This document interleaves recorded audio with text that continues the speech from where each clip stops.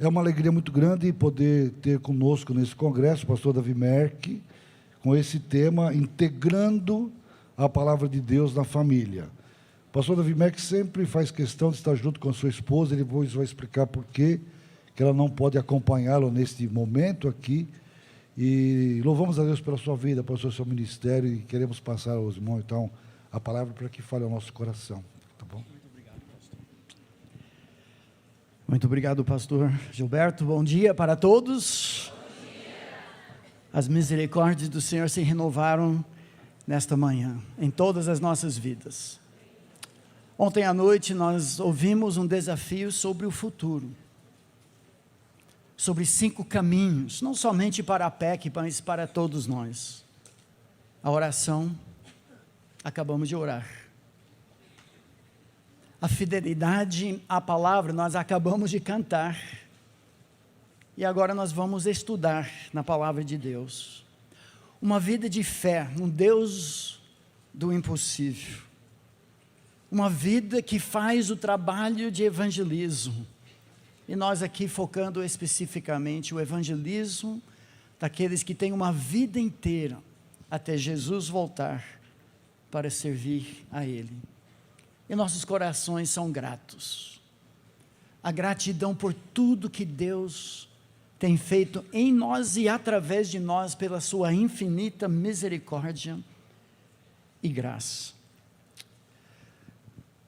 O nosso tema, integrando a palavra de Deus na vida familiar, fala mais do presente.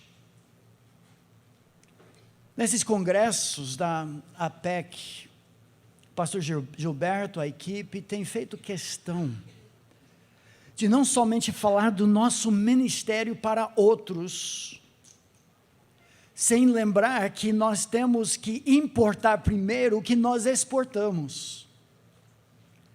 E que Deus ama a nossa família, os nossos filhos, os nossos netos e sobrinhos, as crianças tão próximas de nós. Integrando a palavra de Deus na vida da sua família, com seus sobrinhos, com a sua família. O pastor mencionou que a minha esposa não pôde estar aqui. Gostaria que continuassem os slides aqui, por favor. Isto. Ela não está aqui pelo fato de que está cuidando da nossa netinha, da nossa filha adotiva. Nós adotamos uma criança depois de termos 5 dos nossos, uma criança com 10 anos de idade, e que agora tem 2 filhos, mas ambos com algumas deficiências. E a pequena Radassa nasceu 6 meses atrás, no dia 20 de maio, mas até semana passada nunca tinha saído do hospital. Já fez cirurgia de coração, tem traqueostomia, faz inalação, aspiração, toma 7 remédios, e finalmente o hospital achou por bem enviá-la para casa, para minha casa, para meu escritório, que não existe mais, virou um quarto hospitalar, e a pequena Radassa está sendo cuidada principalmente 24 horas por dia pela minha esposa. Então Deus mudou o nosso ministério, está mudando. E principalmente agora da minha esposa, que já criou 6 filhos, nós temos 14 netos. Eu vou mostrar uma foto para provar para os irmãos que não acreditam, uma jovem assim ter 14 netos. Mas a pequena Radassa tem menos de 3 quilos e não cresce. Então é um pedido de oração para os irmãos, mas também Deus está pedindo que nós pratiquemos o que nós ensinamos. Integrando a palavra de Deus e praticando a palavra de Deus em casa. Se alguém não cuidar dos seus, é pior que um incrédulo, um descrente. Então orem pela Carol Su, a minha esposa, estaria compartilhando comigo as palavras mais práticas do nosso tempo aqui. Eu queria contar uma história que ilustra um pouco essa ideia da necessidade de integrarmos a palavra de Deus em nossas famílias. Eu vi a história de um jovem japonês que fez intercâmbio com uma família brasileira e passou alguns meses com aquela família. Eram evangélicos, frequentavam a igreja e todo domingo o jovem japonês de uma outra cultura, de uma outra religião, estava lá na igreja ouvindo a palavra de Deus, ouvindo os cânticos. Chegou o fim do seu intercâmbio, mas na despedida ele tinha uma pergunta queimando em seu coração. E ele falou para seus anfitriões, que viraram quase pais para ele. Ele disse: só tem uma coisa que eu não entendo da cultura e da religião de vocês. Ele disse o seguinte: lá no Japão nós adoramos os nossos deuses dentro das nossas casas. Por que vocês crentes não adoram o seu Deus dentro de casa? É uma boa pergunta. Falamos muito para os outros, ensinamos as nossas classes, mas e em casa? Tantos não praticam a sua fé dentro de casa. Gente, eu preciso que mantenham a imagem aqui, por favor, senão eu vou me perder e aqui não está funcionando também. É isto. Talvez alguém tenha que acionar quando eu aponto lá. É uma tragédia quando o povo do livro afasta o livro, a palavra de Deus, do seu dia a dia. Nós mesmos, às vezes, ficamos perdidos diante das decisões mais básicas da vida, como ratos vendados no labirinto das decisões. E nós temos a bússola nas nossas mãos, mas nós não consultamos. Mas, meus amigos, eu diria que uma tragédia até maior é o ditado popular que diz: casa de ferreiro, o quê?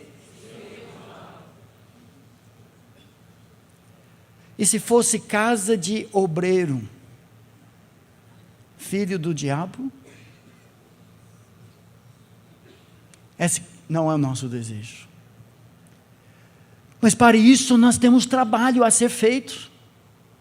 Não somente exportando para os outros, mas também dentro da própria casa. Pastor, não sei se tem alguém que poderia ficar de plantão lá, porque que alguém avance, porque parece que o alcance aqui não está. Tem que ficar bem atento, porque cada vez que eu aponto é para avançar. Muito obrigado. Essa tragédia está tomando conta de muitos e muitas famílias. E não queremos que seja verdade sobre nós. Deus deu para mim, para minha esposa, uma paixão pela família, mas em termos bem específicos para a família do obreiro, do evangelista de crianças, para a nossa própria família. Lou Priolo, no seu livro O Caminho para o Filho Andar, diz isso: encontrei um número impressionante de cristãos que creem que são capazes de crescer em graça, sem o tempo regular e contínuo na palavra, leitura bíblica, estudo, memorização, meditação, um ouvir ativo da pregação e do ensino bíblico. Ele continua: não importa quanto tempo você gasta orando, ou jejuando, na comunhão com outros cristãos, ao ministrar ou testemunhar para os outros, caso não esteja investindo tempo na palavra de Deus, eu diria, em casa, na família. Para todos os efeitos, você está algemando o Espírito Santo. Agora, essa frase choca, mas em que sentido? Ele diz: não é que ele seja incapaz de operar sem a sua cooperação, o fato que ele não prometeu para operar sem a Bíblia. É fascinante observar nos textos paralelos das epístolas gêmeas de Efésios e Colossenses, que o livro de Efésios dá a ordem: enchei-vos do Espírito. É uma ordem no tempo presente imperativo, na voz passiva. Eu continuamente busco ser controlado, cutucado pelo Espírito. E quando Ele me cutuca, eu digo sim, agora eu sou cheio do Espírito. Mas o texto paralelo, a epístola gêmea de Colossenses, escrita na mesma época, diz: habite ricamente em vós a palavra de Cristo. Só que nos dois textos as evidências da plenitude do Espírito e da palavra são iguais. Adoração de coração, comunhão e edificação dos irmãos, gratidão e a vida cristã no lar. Não nos ficamos admirados porque o Espírito Santo de Deus é o autor da palavra, e é a palavra que Ele usa para nos cutucar, e quando obedecemos o cutucar do Espírito na palavra, nós somos cheios do Espírito Santo. Agora, um problema antigo é que nós não conhecemos as Escrituras. Jesus falando para os saduceus que chegaram com aquela pergunta cabeluda de seminarista, tipo arminianismo e calvinismo, responsabilidade humana e soberania divina, sobre a ressurreição e a esposa de alguém ou o marido que teve 7.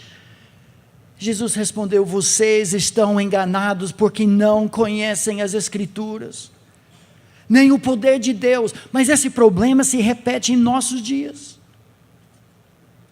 O desafio para nós é como integrar a palavra de Deus, agora funcionou, na vida familiar em meio a tantas atividades, tantos ministérios urgentes, o corre-corre da vida moderna. Como é que nós vamos fazer isso em casa antes de exportar para os outros?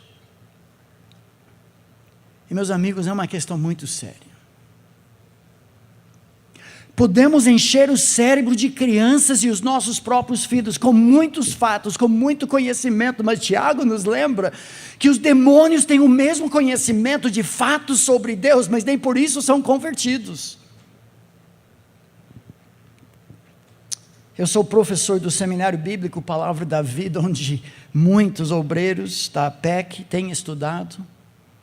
A Sati, que está aqui em algum lugar traduzindo, foi a primeira aluna aceita no primeiro ano do SBPV, 51 anos atrás. Desculpa, 21 anos atrás. 21 anos atrás, né, Sati? Eu trouxe até literatura, tudo de graça, revistas e propagandas. Uma das propagandas que fala sobre um dos nossos cursos de 1 ano para o jovem, cito uma estatística recém-feita nos Estados Unidos, diz assim: 53% de jovens cristãos abandonam a fé no primeiro ano da faculdade. Diz assim: muitos pais preocupados com o sucesso educacional e material de seus filhos, ainda não perceberam que entre as grandes mudanças sofridas nos nossos dias, várias delas contribuíram para fragilizar a capacidade do jovem cristão reagir positivamente às influências no ambiente estudantil e profissional. Dentre elas poderíamos citar a idade cada vez menor dos jovens, ainda imaturos, entrando para as universidades, o despreparo espiritual dos jovens cristãos que, por não conhecerem bem as bases bíblicas que fundamentam sua fé, deixam-se influenciar por ensinos que contrariam a palavra de Deus. Pesquisa realizada recentemente nos Estados Unidos revelou que 53% de jovens cristãos abandonam sua convicção na palavra de Deus no primeiro ano da faculdade.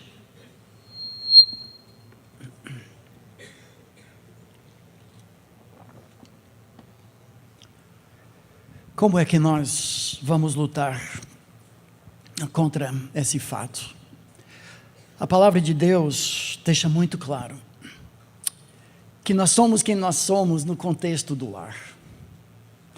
É fácil usarmos uma máscara dourada enquanto estamos num congresso como essa aqui, ou até mesmo no palco, dirigindo louvor, fazendo tantas coisas para o Senhor. Mas o vamos ver da fé cristã é lá em casa, onde a máscara cai, eu sou quem eu sou, é o vamos ver da vida cristã. E diante dessa realidade, o nosso desafio, assim como o apóstolo Paulo, que disse no final de 1 Coríntios 9, esmurro o meu corpo e o reduzo à escravidão, para que tendo pregado a outros, não venha eu mesmo a ser desqualificado.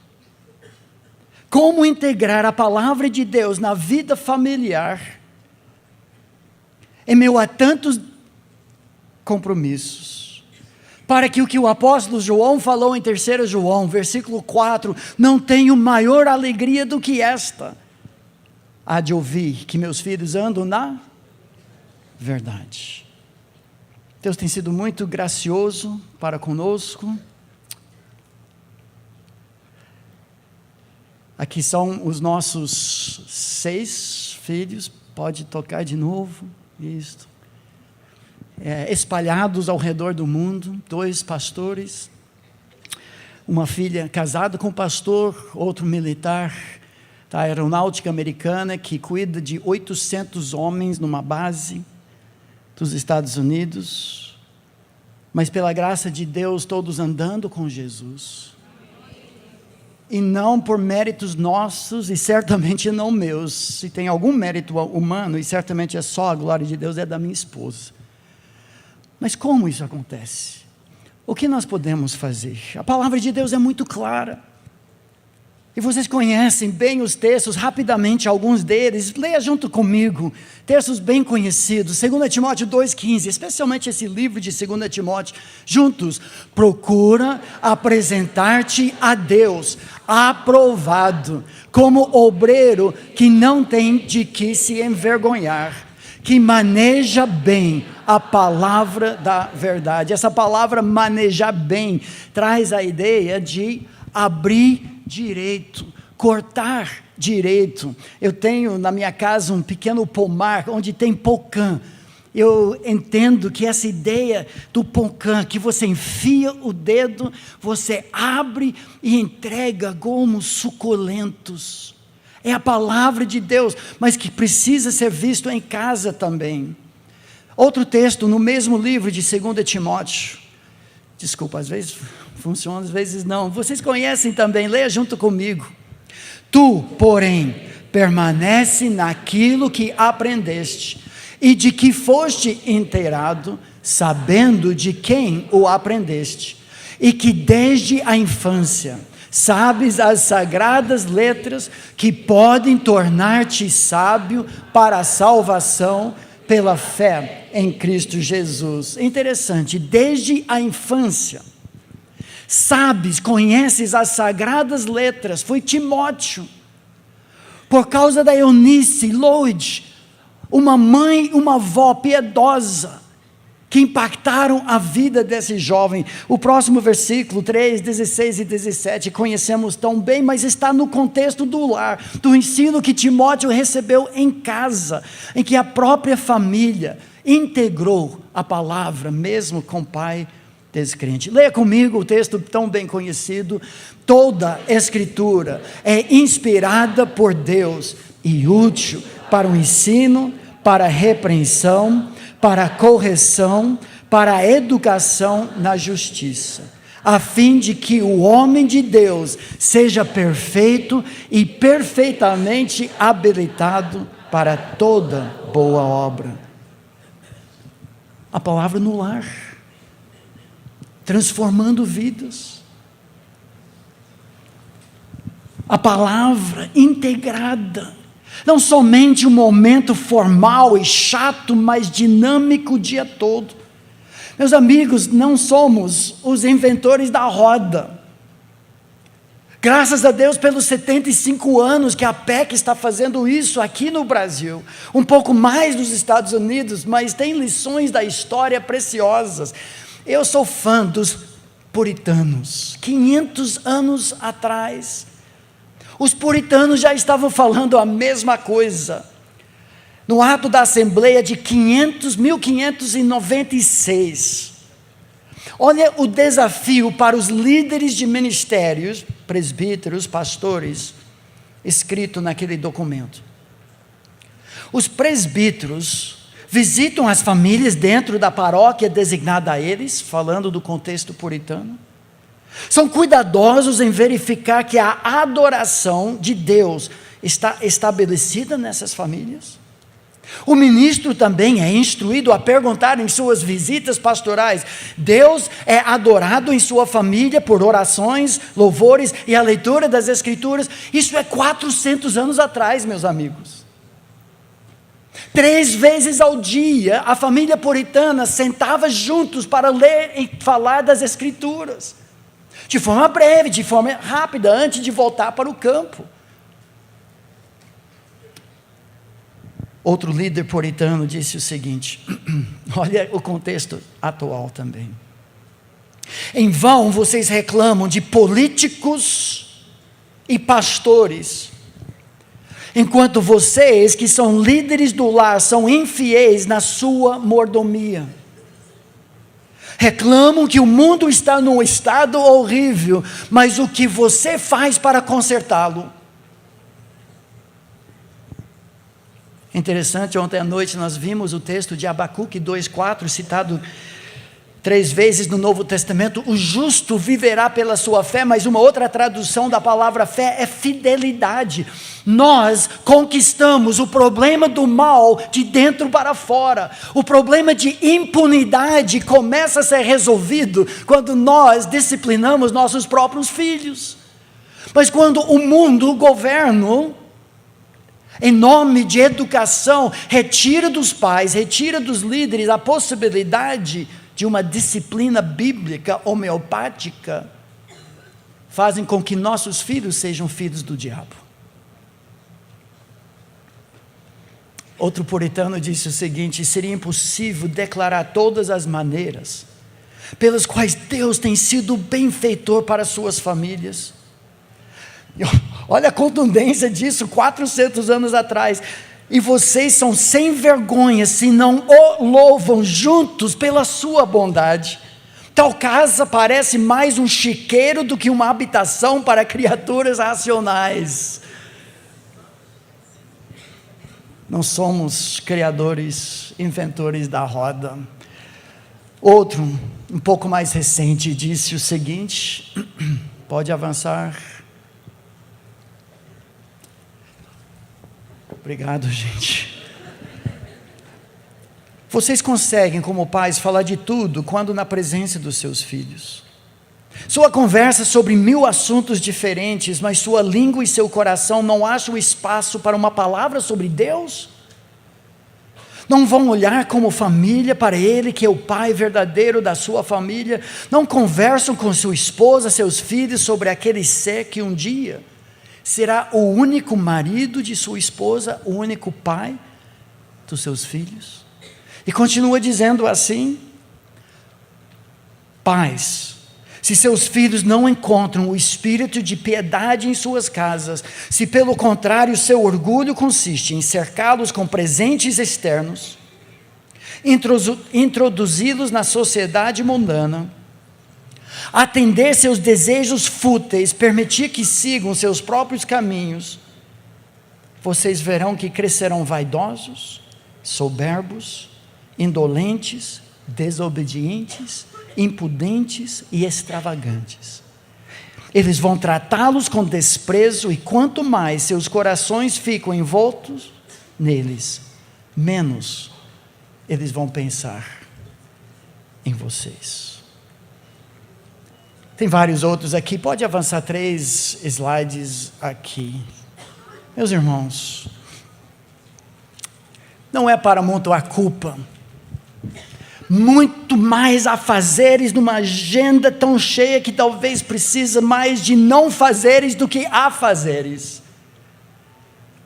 Mas eu quero alertá-los e encorajá-los. O que falamos fora, precisamos fazer dentro.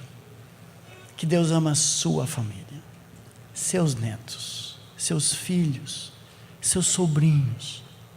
Abra sua Bíblia no livro de Juízes, São textos bem conhecidos que nós vamos simplesmente relembrar hoje. Mas talvez de uma perspectiva um pouco diferente. Juízes capítulo 2, um texto citado muitas vezes que trata da amnésia espiritual do povo de Israel. Depois da conquista da terra prometida, a liderança fabulosa de Josué, mentoreado por Moisés, mas Juízes capítulo 2 trata da amnésia espiritual. Versículo 7 diz assim: serviu, pois, o povo ao Senhor todos os dias de Josué e todos os dias dos anciãos, que ainda sobreviveram por muito tempo depois de Josué, e que viram todas as grandes obras feitas pelo Senhor a Israel.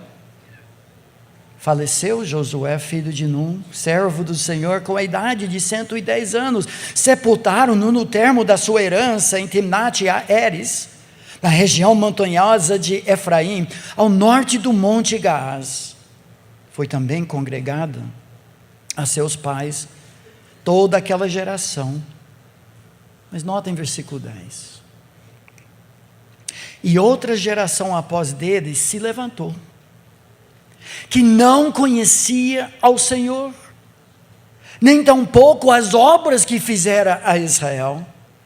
Então fizeram os filhos de Israel o que era mal perante o Senhor, pois serviram aos Baalins. Como é possível?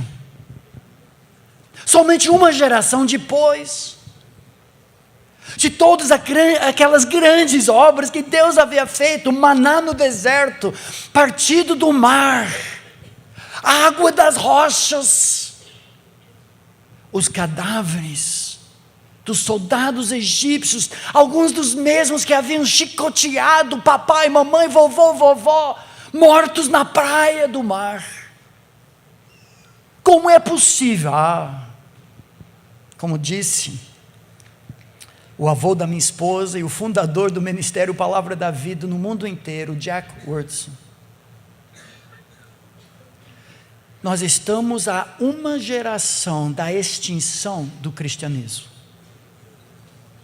Basta uma geração não repassar o bastão da fé para a próxima e perdeu-se tudo, porque como nós ouvimos ontem à noite, Deus não tem netos, somente filhos.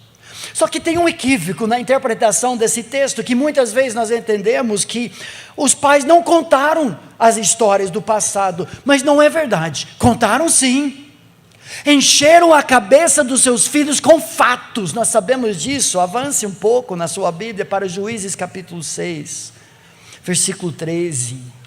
Juízes 6, versículo 13.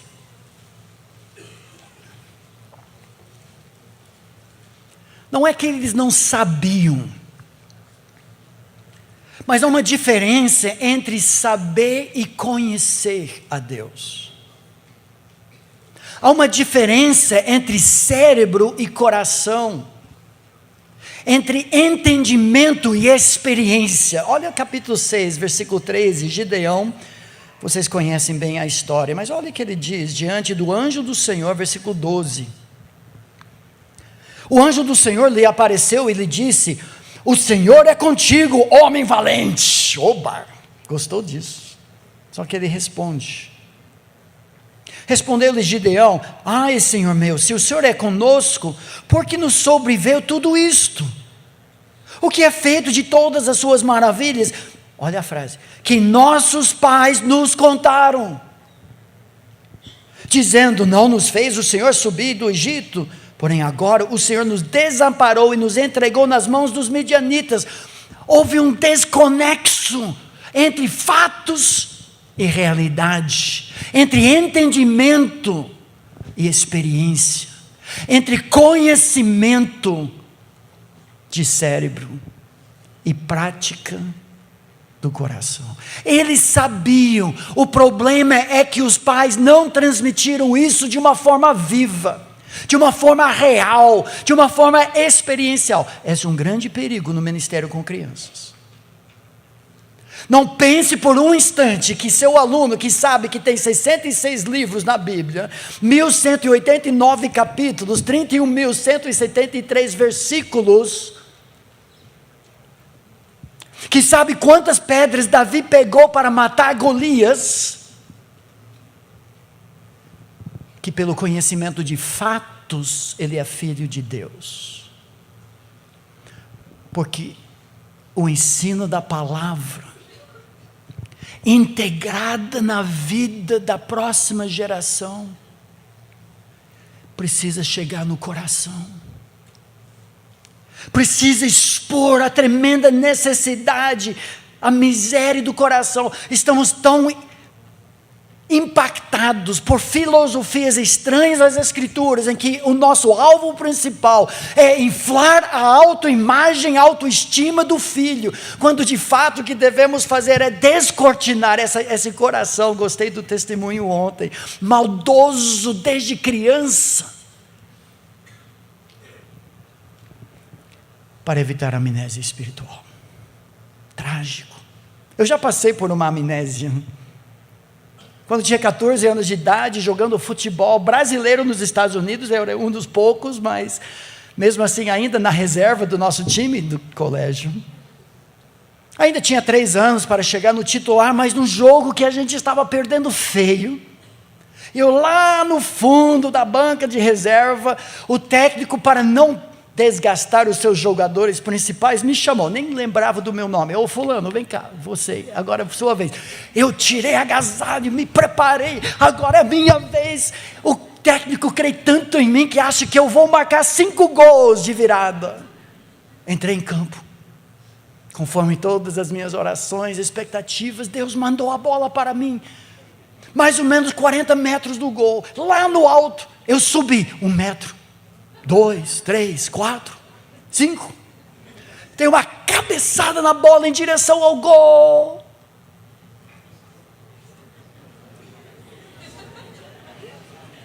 É a última coisa que eu lembro.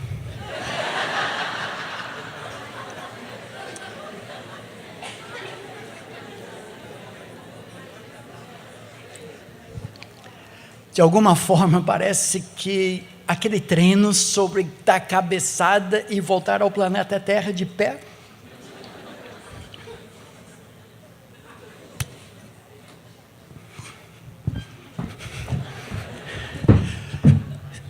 saí do campo, cambaleando, voltei para meu lugar ainda aquecido. O técnico, fulano, o que você está fazendo?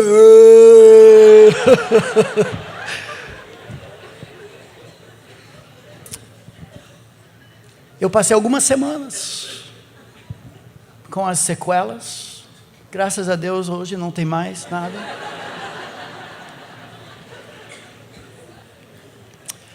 Meus amigos, como integrar a palavra de Deus na vida familiar? O que eu vou compartilhar, vocês já sabem, é o texto clássico das Escrituras, mas escrito para pais, para avós, para titios e titias.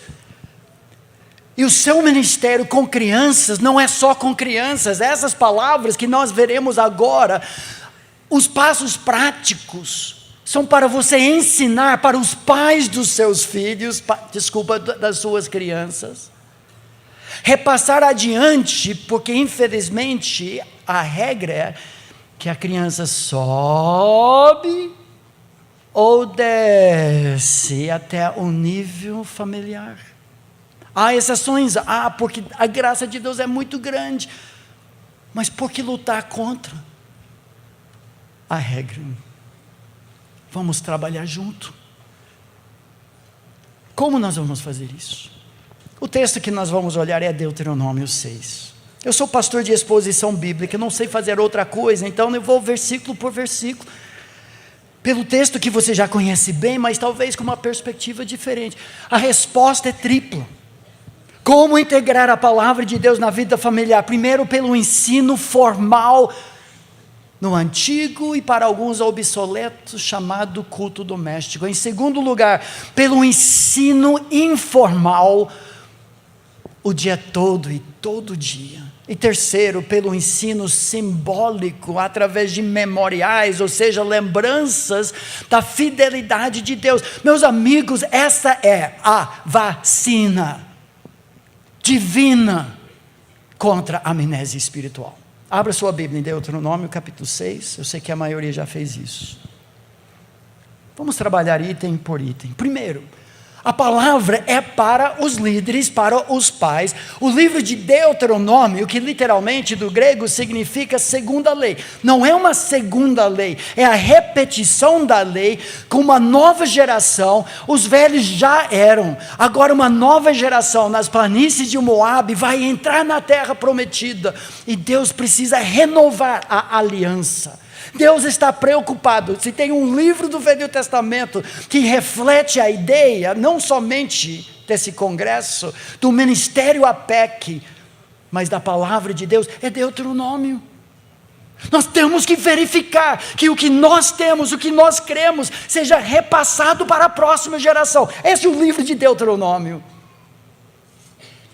Esse tratado, esse pacto de suzerano, de líder para os seus vassalos, tem uma parte que garante que será transmitido. É Deuteronômio 6, que diz a partir do versículo 4, o versículo que os judeus usam como centro da sua fé até hoje: ouve Israel, o Shema Israel. O Senhor nosso Deus, Yahweh Elohim, Ele é o único Senhor, Ele não admite concorrentes, nem videogames, nem desenho animado, nem gibi, nem Pokémon. Mas agora Ele fala para os pais: amarás, pois, papai e mamãe, o Senhor é teu Deus, de todo o teu coração, de toda a tua alma, de toda a tua força. Essas palavras que hoje te ordeno estarão no teu coração. A questão toda aqui é que os pais precisam ser criados. Como é triste quando são os filhos empurrando: papai, vamos para a escola bíblica, me leva lá, Senhor, papai. Não, filho, é bom para você, mas eu vou assistir Fórmula 1. Eu tenho outros compromissos. Às vezes, obreiros fazem isso. 2 anos atrás, eu compartilhei uma ilustração aqui do cadarço. A ideia de que, para fazer com que um cadarço passe de um lado de uma mesa lisa para o outro, você tem pelo menos 2 maneiras de fazer isso. Você pode tentar empurrar, mas só vai entortar, correto? Mas outra maneira é de puxar. E assim como moto atrás do caminhão, a criança entra no vácuo. Segue, acompanha. Por isso Deus começa nos versículos 4 e 5, tu, teu, tua, falando para os líderes e os pais.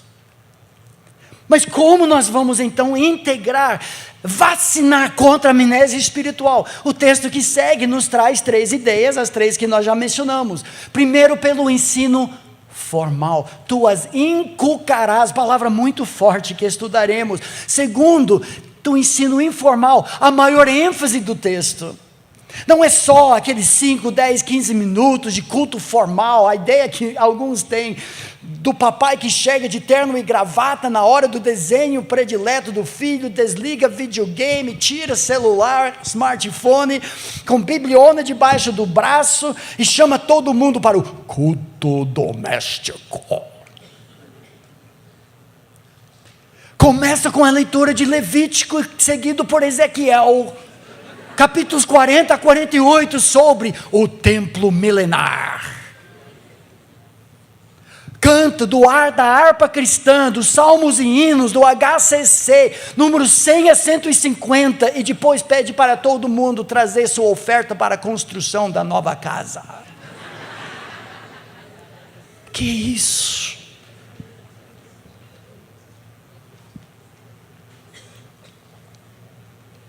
O catequismo, a instrução é importante, mas é o dia todo, e todo dia que vale, o ensino informal. Mas o texto também fala do ensino simbólico. Tu as inculcarás a teus filhos, delas falarás, assentado em tua casa, andando pelo caminho, ao deitar-te, ao levantar-te, também as atarás como sinal na tua mão, te serão por frontal entre os teus olhos, e as escreverás nos umbrais de tua casa e nas tuas portas. Essa vacina.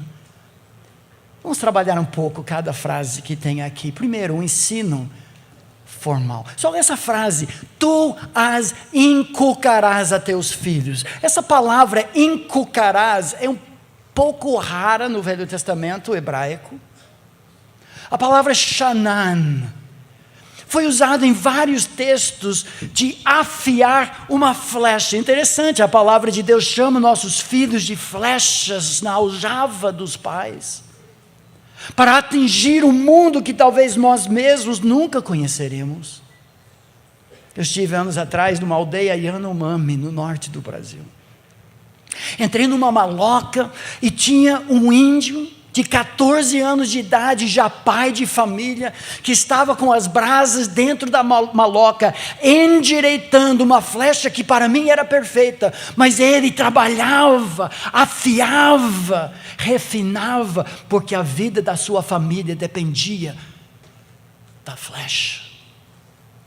A ideia da palavra é pela repetição, a mãe da aprendizagem, linha sobre linha, preceito sobre preceito, afiar a palavra de Deus para penetrar o coração dos filhos.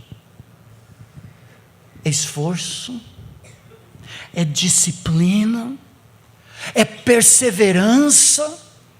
Nós falhamos no culto doméstico, tem vezes que estamos correndo demais, mas o que prevalece? Os filhos, os netos percebem em nós um compromisso para com a palavra de Deus, mesmo que seja só uma vez por semana que estamos todos juntos, mas naquele momento, de uma forma criativa, viva, dinâmica, apaixonada, os filhos veem o legado. Tem vários textos que falam a mesma coisa, vocês conhecem.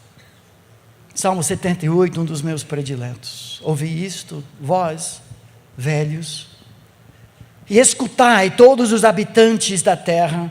Aconteceu isto em vossos dias, ou nos dias de vossos pais? Narrai isto a vossos filhos, e vossos filhos o façam a seus filhos, e os filhos destes a outra geração. O que ouvimos e aprendemos, o que nos contaram nossos pais, não encobriremos a seus filhos, contaremos à vindoura geração os louvores do Senhor e o seu poder e as maravilhas que fez. Ele estabeleceu um testemunho em Jacó, instituiu uma lei em Israel, está falando do nosso texto, e ordenou a nossos pais que os transmitissem a seus filhos, a fim de que a nova geração os conhecesse, filhos que ainda hão de nascer se levantassem e por sua vez os referissem aos seus descendentes, para que pusessem em Deus a sua confiança. Não é só fatos, é coração. E não se esquecessem dos feitos de Deus, mas lhe observassem os mandamentos. Essa é a receita. Mas como fazer isso de forma prática? Eu e minha esposa, ao longo de 30 anos aqui no Brasil e de ministério com famílias, não adianta você ficar falando, blá, blá, blá, blá, blá, blá, blá. Maridos, orem com suas esposas, pais, façam o culto doméstico, todo mundo precisa de um orçamento. Não adianta falar blá, blá, blá, se você não mostrar, ensinar. Como fazer isso? Nós fizemos um livro, ainda tem alguns exemplares lá na livraria, mas 101 ideias criativas para o culto doméstico. O que é que nós trabalhamos aqui? Algumas ideias práticas para você ensinar os pais das crianças para quem você ministra. E fazer também. Comece cedo. Do berço. Tem alguns pais, eu conheço, que fazem ainda dentro da barriga o culto doméstico. Não estamos necessariamente atingindo o coraçãozinho dentro da barriga, mas sim o nosso coraçãozão. É o hábito. Nossos filhos cresceram, eles não conheciam dias em que nós não realizávamos de alguma forma o culto doméstico, mas não era essa forma chata que eu apresentei para vocês, de forma apropriada, de forma breve, 3 minutos, 4 minutos, mas pastor, isso vale? Isso vale? Claro, São Pedro está registrando tudo isso, e quando você entra no céu, isso vale? O que vale é o coração do seu filho, a sua participação no momento breve, talvez através de encenações. Quantas vezes em casa nós marchamos em volta das muralhas de Jericó, com panelas batendo e gritando, e maravilha de maravilhas, as muralhas ruirão. Charadas, jogos bíblicos, fatos e experiência. Use provérbios. Provérbios para o pré-adolescente, adolescente jovem, é o manual do fabricante.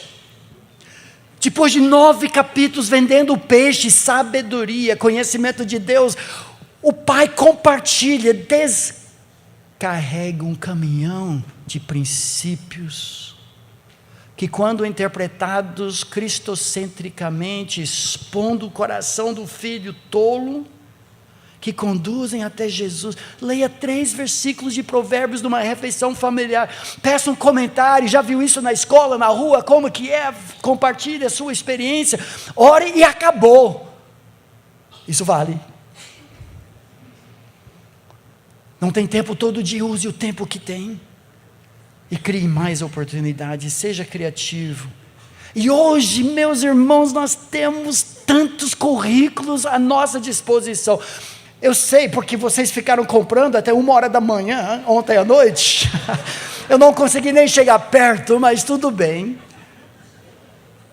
Focados em Jesus, na palavra dele, atraentes para crianças. Aproveitem, não somente para outros, mas para seus também. Segundo lugar,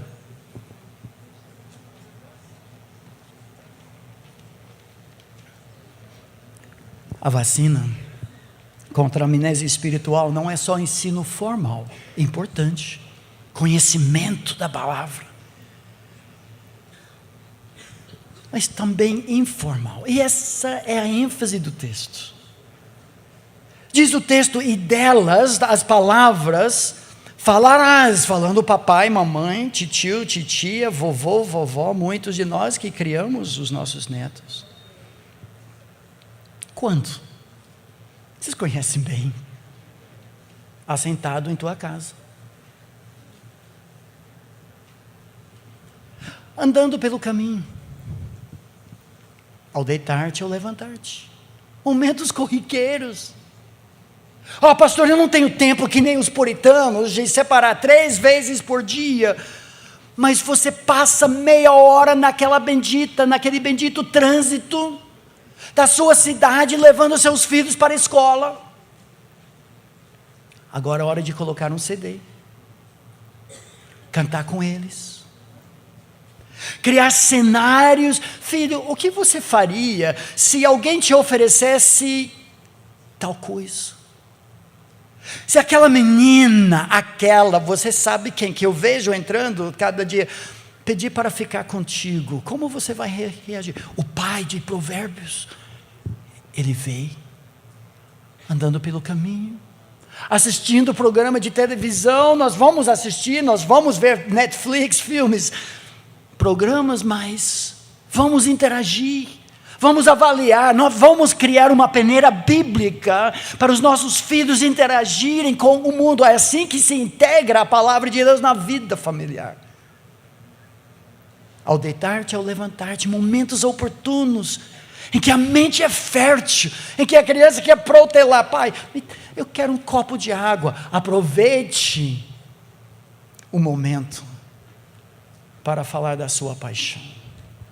O ensino bíblico é o tempo todo, em todo tempo, em todo lugar e em qualquer lugar. O alvo e o foco desse texto a vacina é alcançar o coração para que o filho ande com Deus sozinho. É o pai que ensina o filho a andar de bicicleta. Muitos de nós já fizemos isso. Nós traçamos o caminho, filho, não há direita nem esquerda, sempre reto toda a vida. Você segura o filho, coloca no caminho. É Provérbios 22:6. Ensina a criança no caminho em que tem que andar, e mesmo quando for velha. Não que vai aprontar como adolescente, quem sabe algum dia o filho volta, mesmo quando for velho. O filho adotou o mesmo norte que papai e mamãe. Você acompanha a bicicleta, mas tem hora que você começa a soltar. Precisa soltar, alguns pais nunca soltam. E agora, você solta um pouco. O filho balança, mas continua, você pega de novo. Instrui um pouco mais, até que algum dia, esse acompanhamento, sentado em casa, andando pelo caminho, e nesse final do dia, o filho adota o mesmo norte, ele nunca parte dos caminhos do Senhor. Esse é o nosso alvo. Não usamos esse versículo para julgar o pai que tem um filho desviado, e são muitos, porque não se esqueça, nunca há 3 fatores envolvidos no sucesso do ministério com crianças: dos pais, a soberania de Deus, por isso nós intercedemos, a responsabilidade dos pais, não do obreiro, da APEC, em primeiro lugar dos pais, por isso nós ensinamos e instruímos. Mas tem o terceiro fator, nunca esqueça disso, é a escolha do filho.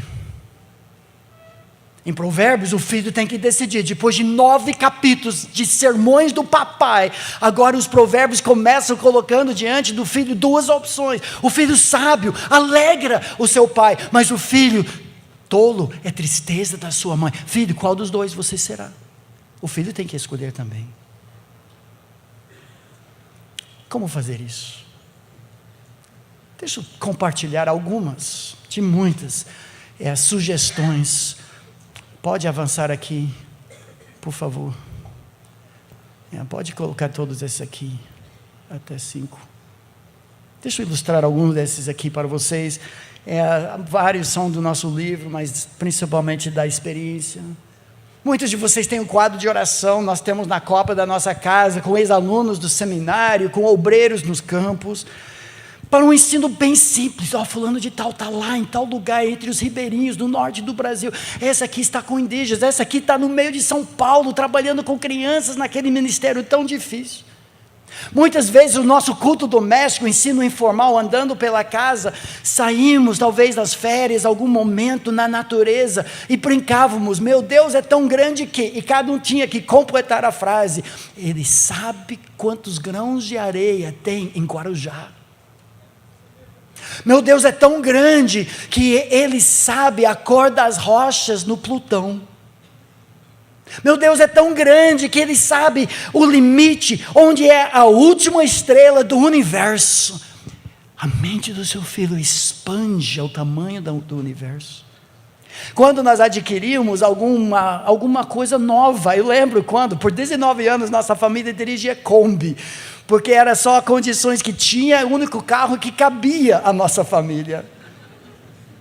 Nós viajamos em férias ministeriais de Atibaia até Belém do Pará, ministrando o tempo todo, até Recife, até Assunção, Paraguai, até Rio Grande do Sul, na mesma bendita Kombi. Mas quando nós adquirimos a segunda Kombi, todos nós em volta da Kombi, orando, consagrando os pneus, motor, alguns até meio enfiando a faca, o acelerador e o pé do papai. Embora era Kombi, então iria fazer o quê? Rodízio de cânticos, chegando de um trabalho, todo mundo cansado, não teria tempo em casa para culto doméstico, mas andando pelo caminho. Então começava uma música, 3 palavrinhas só, e quando terminava uma das últimas palavras, alguém lembrava, mas uma das últimas palavras dessa aqui é a primeira palavra de outro cântico, e cantávamos um rodízio. Noite de música em casa, muitas vezes era cada um pega panela, lata com grãos de feijão, instrumentos musicais para cantar e fazer um santo barulho ao Senhor. Ensino informal, pode passar. Ideias práticas. Nós brincávamos muitas vezes de 20 perguntas, adotávamos uma personagem bíblica que começava com uma letra e desafiávamos os filhos assim. Eu estou pensando em alguém cujo nome começa com M. Essa é uma das formas. A outra forma é só pensar em uma pessoa e todo mundo faz pergunta. É do Velho Testamento? Sim. É homem? Sim. Foi considerado patriarca? Sim. E assim por diante, sim, não. Ou você tem o nome, tem a letra, começa com a letra M, cada um tem que fazer perguntas. Ela deu à luz Jesus? Não, não foi Maria. Outra pessoa perguntava, viveu mais tempo de todos os outros? Não, não foi Metusalém. Ele foi um bebê achado pela filha de Faraó? Sim, foi Moisés. E você vai afiando como flecha. Tem muitas outras, mas vamos passar para a última parte do texto.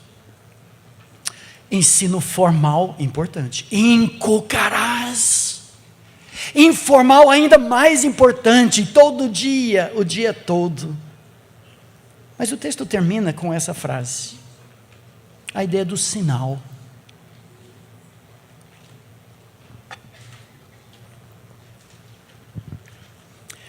Diz também, as atarás, as palavras, e aqui a frase-chave, como sinal, na tua mão, por frontal entre os teus olhos, e as escreverás nos umbrais de tua casa e nas tuas portas. Nós até criticamos o fariseísmo, legalismo. Eu já presenciei isso numa viagem na Ucrânia, para um dos lugares mais sagrados para judeus tradicionais, e o avião assim, de rabinos, de jovens peregrinos, entre as pessoas mais mal educadas que eu já vi na minha vida. Eu vi a diferença entre a palavra no coração e a palavra como frontal na mão. O tempo todo, essas pessoas santas, separadas, tratavam mal os outros passageiros. A minha esposa quis inclinar um pouquinho a poltrona. Eu não entendo esse negócio de poltrona de avião, que você tem que colocar no lugar. Primeiro, só muda mais ou menos assim.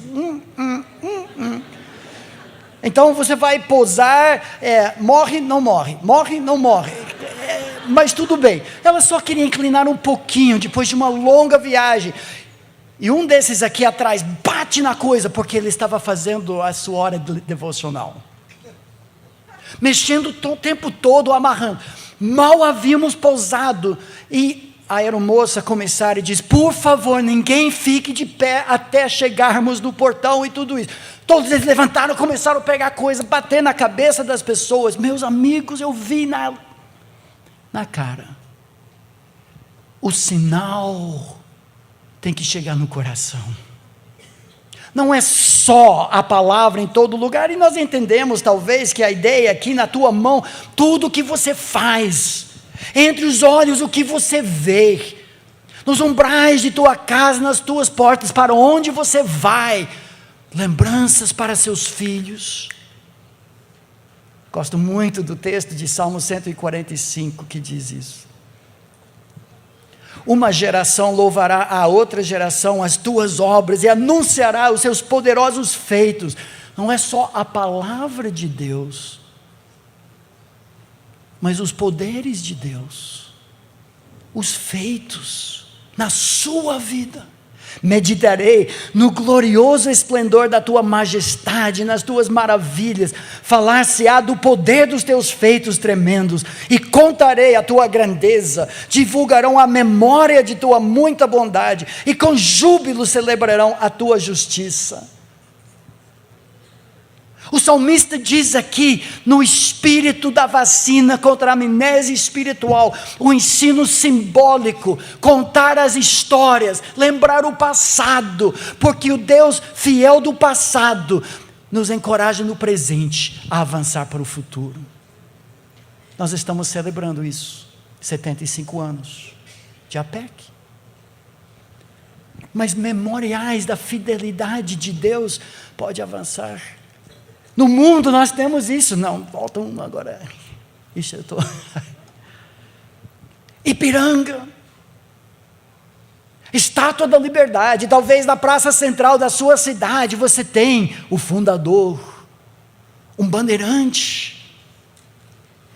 Mas a Bíblia faz isso. Pedras do Rio Jordão. Papai, o que significa aquela pilha de 12 pedras?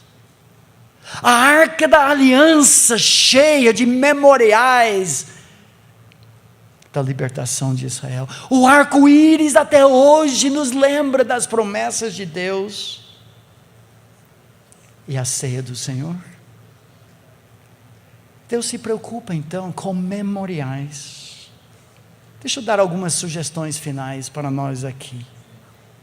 Talvez uma forma para praticar isso, que muitos fazem, seria versículos postados em lugares visíveis e estratégicos para seus filhos verem, no espelho, na geladeira, talvez dentro de um lanche enviado com o filho no passeio. Lembranças e memoriais. Hoje, postagens, sem exagero, sem encher a paciência, mas aquelas lembrancinhas, talvez por WhatsApp, no Facebook, o acesso que seus filhos têm. Uma coisa que fizemos em casa, à luz do texto de Provérbios 22:6, foram festas de passagem, ritos de passagem. Os judeus, na idade de 12 para 13 anos, reconhecem que o filho atingiu maioridade, agora é responsável. Eles chamam o bar mitzvah, o filho do mandamento, mas pela ótica neotestamentária, nós criamos a ideia do bar hesed. Uma cerimônia, não necessariamente com 15 anos, não é festa de debutante, mas é algo para resgatar valores bíblicos. Na hora que nós percebemos, o filho, a bicicleta já se soltou. O filho tem o mesmo norte que papai e mamãe têm. Então nós preparávamos uma festa toda especial, em que o filho, Bar Hesed, se tornou filho da graça, da misericórdia. Bat Hesed para a filha. Então para os homens era um churrasco com homens de Deus que haviam influenciado a vida, convidados, cada um dando uma palavra, cada um dando um símbolo representando pureza sexual, compromisso com a palavra, missões no mundo e outras coisas. No fim, convidávamos as mulheres para uma sobremesa. Para as mulheres, algo muito menos caro do que a festa de debutante. Talvez seja só esse um bom motivo para você fazer, ou incluir, para resgatar algo que pode ser bíblico. Então era um chá chique, mais ou menos 30 mulheres convidadas, mulheres de Deus também, para investir na vida da nossa filha com 15, ou 17, ou 19 anos de idade. Mas eu queria terminar com mais uma ideia que temos compartilhado, aprendemos de outros também, na sua casa, tendo filhos ou não, netos ou não, uma caixa de sombras do passado, uma caixa de memoriais que trazem memórias, lembranças tangíveis, concretas, de momentos na sua história, que você tem muitos, em que Deus foi muito presente, muito gracioso. São miniaturas. Em casa, se você entrar na nossa sala de estar, você encontrará essa caixa. Tem várias miniaturas. Cada objeto representa uma história.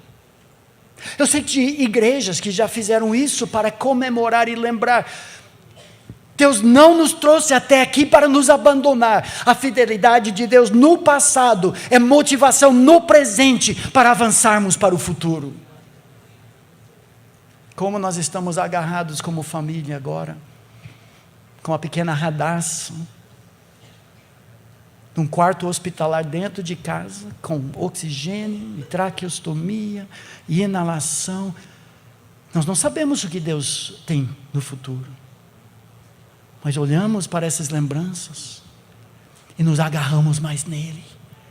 Lembrança da vez em que os meus filhos foram para a mata, para brincar de esconde-esconde. Meu filho mais novo, Steven, com 8 anos de idade, a mamãe está fora, ela tinha feito, costurado, que ela também é costureira, uma calça camuflada, mas estava molhada. Ele falou: pai, eu posso colocar na secadora?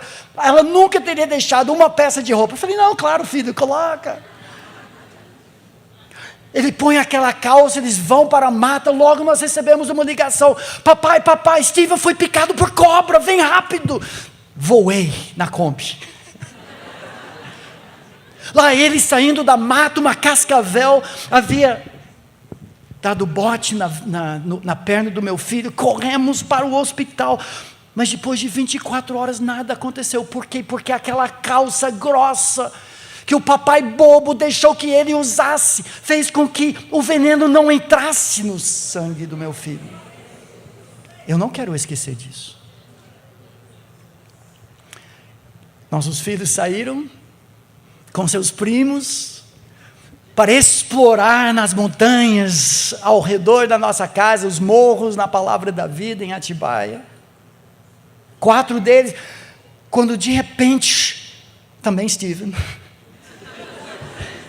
hoje ele é pastor, mas meu doido, ele é músico, desculpa Zé, sentiu uma coisa na cabeça. Ele chamou o irmão um pouco mais velho, Daniel, o que é isso?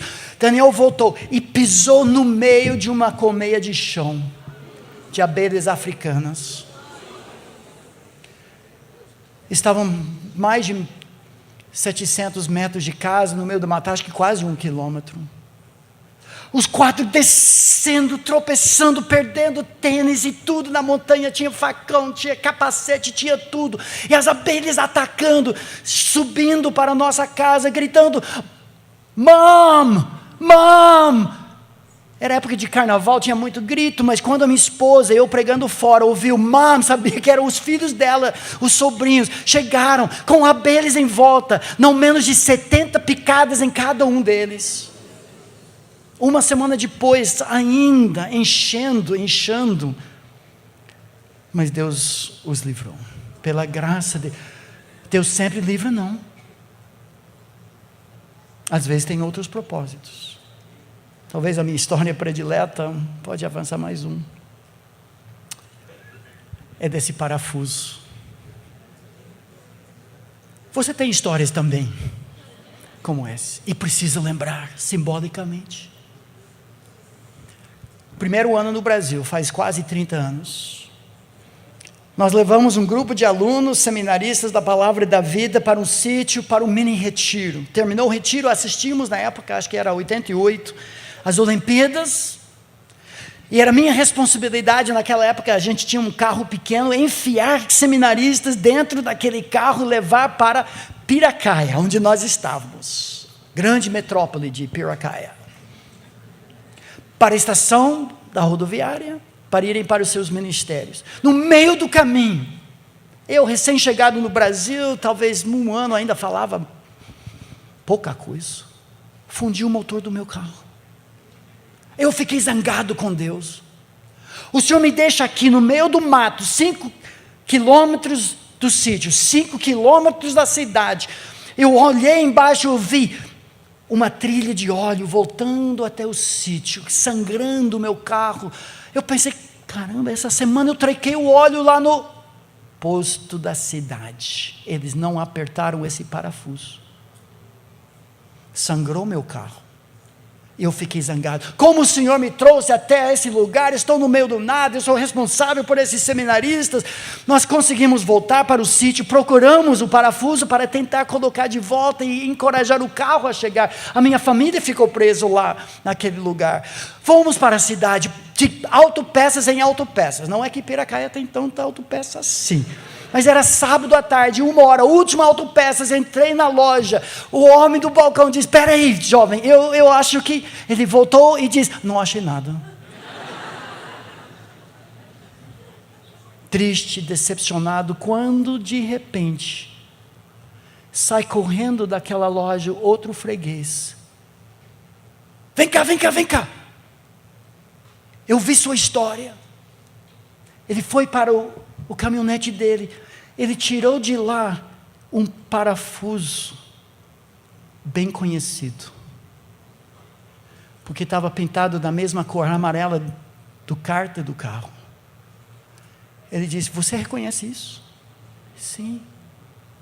Ele falou, eu tenho um sítio 10 quilômetros fora da cidade. Hoje às 6h estava andando com meu cachorro e eu achei esse parafuso no chão. Meus amigos, eu me senti desse tamanho. Sabe o que Deus estava dizendo? Davi, baixa a bola. Você está nas minhas mãos. Meus irmãos, quando eu penso na pequena Radassa,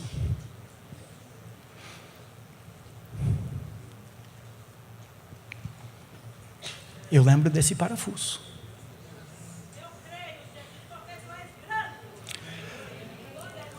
Deus não nos trouxe até aqui para nos abandonar. Sua fidelidade no passado é minha motivação no presente para servi-lo até o futuro. O ensino formal, o ensino informal, o ensino simbólico. Você tem suas histórias. Conta. Você tem sua Bíblia, ensina.